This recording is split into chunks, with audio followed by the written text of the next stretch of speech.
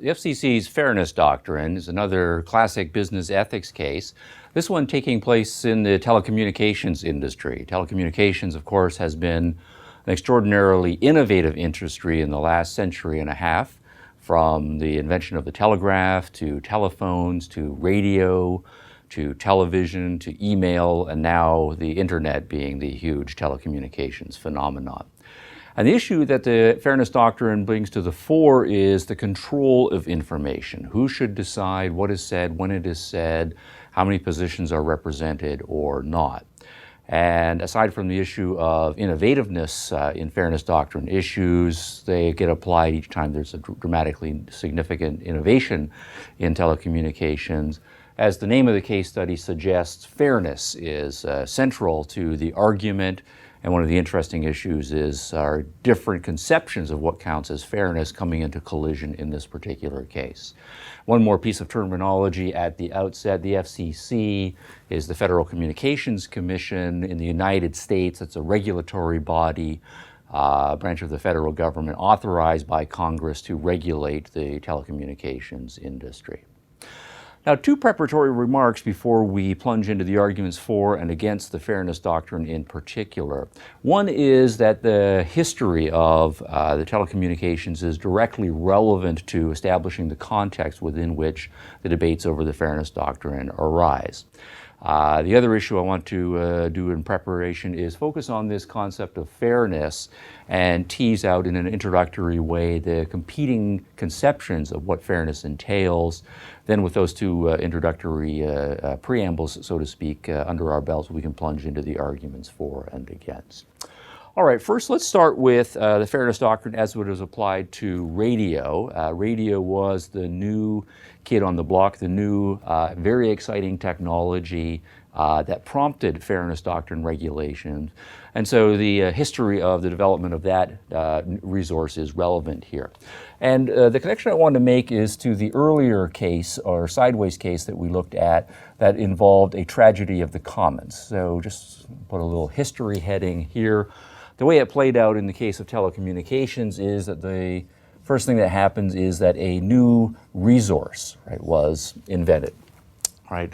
Scientists and engineers and technologists discovered and invented, right, ways to harness, right, the flow of certain electromagnetic frequencies, to connect those to sound, so that sound waves would be translated into certain frequencies, and then machines that would unpack those frequencies and turn them back into sound.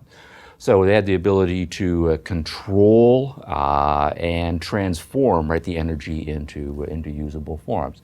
And so there was a development of transmitters, right, and receivers, and this enabled then communication across great distances, and this is very exciting. Now this new resource has economic value.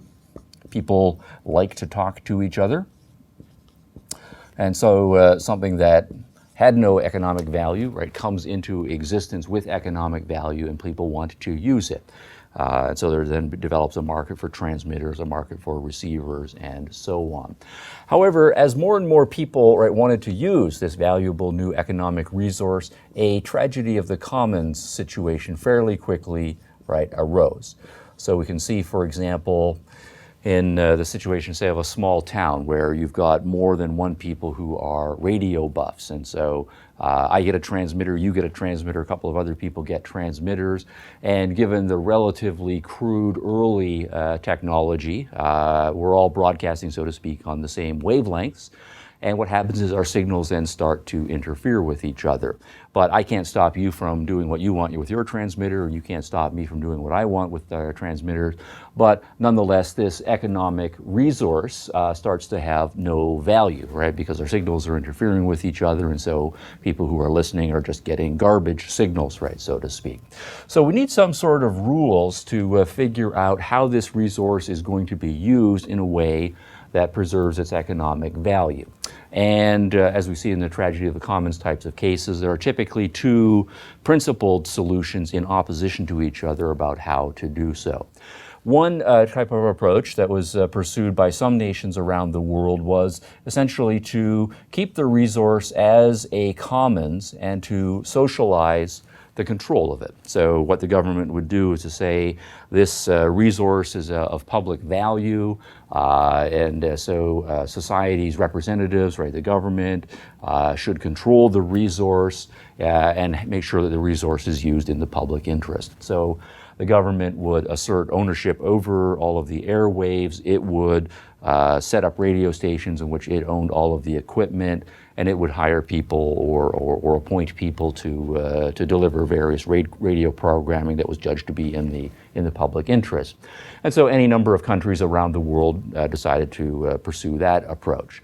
Now, the other approach is to say the way to solve the tragedy of the commons is to privatize the resource. And what one does in this case here is to say that the airwaves that are then being congested, what we need to do is assign property rights to the airwaves, saying to people, and what we can then do technologically is define a certain geographic area, say within 50 miles of this point here, at this particular frequency, you have the right to broadcast, and you have the exclusive right to broadcast at that frequency. Defining other frequencies, other people own the right in that geographical area to broadcast at that frequency. Outside of that geographical zone, any number of other licenses can then be sold. So what we have then is essentially a private market or a free market in telecommunications that arises in the radio. So what happens is private individuals own the radio broadcasting equipment. They start the radio broadcasting companies as private concerns.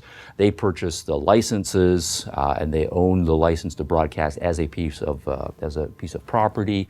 And then, of course, the people who are the consumers, they own their own personal radios and they make their choices about when they're going to listen and what they're going to listen to.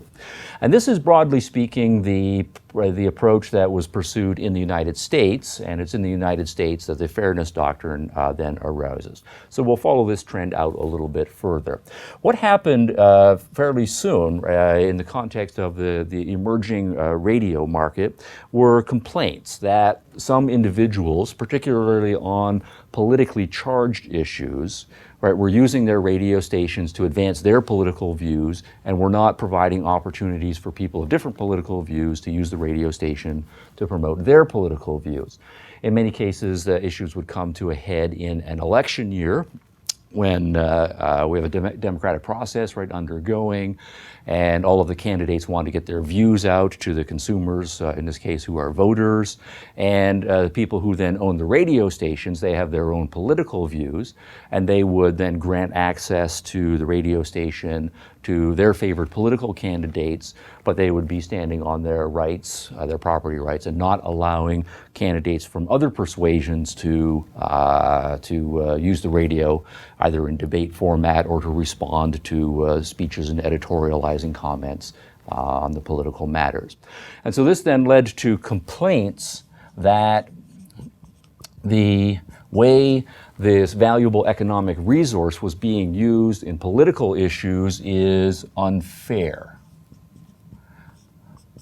And the complaints then were directed toward the Federal Communication Commission, and in response, the Federal Communication passed a piece of regulation that was called the Fairness Doctrine, and what it in effect did was mandated equal time for coverage. So if, for example, I own a radio station and it's an election year and I have my favored political candidate, and so I let him or her purchase a certain amount of airtime for campaigning, then if I do not allow the other candidate on the other side of the debate an equal amount of time, then the FCC can fine me, right, or otherwise compel me to provide equal time to the other side of the debate.